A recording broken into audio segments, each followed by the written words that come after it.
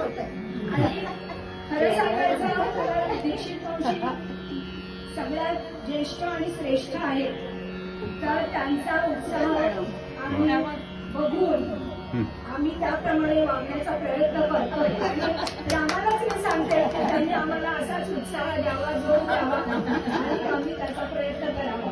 त्यामुळे रामचरणी ही माझी विनंती आहे. आता आपण शंकराच्या दर्शनाला जातो तेव्हा नंदीचं दर्शन घ्यावं लागतं. त्याप्रमाणे आज रामनवमीची जरी आपण रामाची भजन किंवा सेवा करणार असलो तरी त्याच्या आधी मारुतीला वंदन केलं पाहिजे असं मला वाटतं आणि ते आहेच, योग्यच आहे.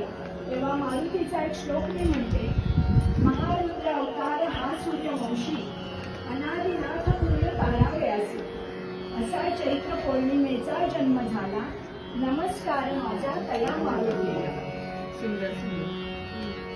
आणि रामराला मी अशी विनंती करते की या सर्व कुटुंबात आणि आमच्या सगळ्या मैत्रिणींना प्रार्थना करते, इथे नित्य व्हावे सुखी सर्व जीव, इथे आयुर आरोग्य नांदो सदैव, सदानंद मांगल्य लाभोत सर्व, नसो दुःख कोणा असो शांती सर्व.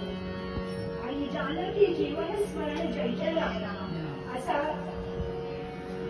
असा उद्गार करून आपण भजन सेवेला सुरुवात करूया.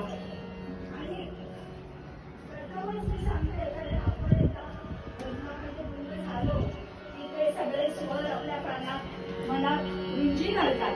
तर त्यामुळे आमचे जे वादक कलाकार आहेत त्यांची पण मी ओळख आत्ताच करून देते. संवादिनीवर आहे आसावरी फडके गोखले, ही आमच्या मैत्रिणीची स्मिता गोखलेची कन्या आहे.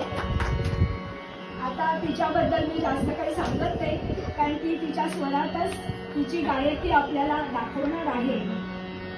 आणि तिच्या पेटीवरच्या बोटांवरनं तुम्हाला कळेलच की ती किती पारंगत आहे.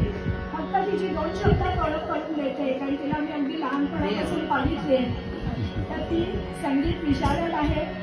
त्याच्यानंतर भरपूर शिष्यवृत्त्या तिला मिळालेल्या आहेत आणि आकाशवाणीवरची ती ग्रेड 2 ची कलाकार आहे, शास्त्रीय संगीताची कलाकार आहे. आता दुसरा आमचा छोटूसा वादक ऋषभ, याचं तर कौतुक करावं ना तेवढं थोडं आहे. त्याची 10वी मध्ये एंट्री झालेली आहे आणि उद्या परीक्षा आहे. तरी आमच्या एका फोनवर तो आमच्या मदतीला धावून येतो आणि अतिशय सुंदर तबला वाजवतो. तो तबल्याचं शिक्षण घेत आहे आणि त्याच्या तबल्याच्या शिक्षणात किंवा त्याच्या शालेय शिक्षणात पण उत्तम सुयश त्याला लावू दे अशी आमची देवाकडे प्रार्थना आहे.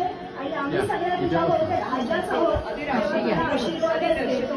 आणि आता प्रार्थनेने आम्ही भजनाच्या कार्यक्रमाला सुरुवात करतो. आणि परत रामदेव दीक्षित कुटुंबाने आम्हाला बोलवलं आणि ही संधी दिली, त्याबद्दल मी त्यांचे मनपूर्वक आभार मानते. प्रार्थनेने आम्ही भजनाला सुरुवात करतो.